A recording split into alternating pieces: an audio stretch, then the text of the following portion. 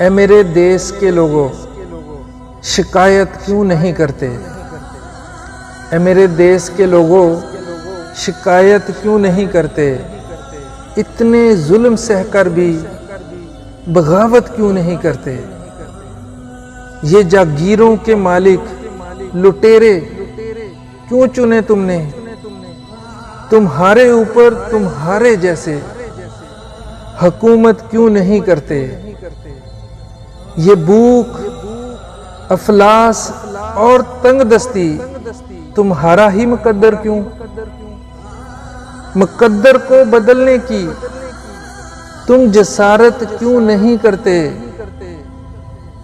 अगर तस्लीम करते हो मेरी बातें मुदल्लिल हैं, अगर तस्लीम करते हो मेरी बातें मुदल्लिल हैं, फिर मेरे मौक़िफ़ की हमायत क्यों नहीं करते?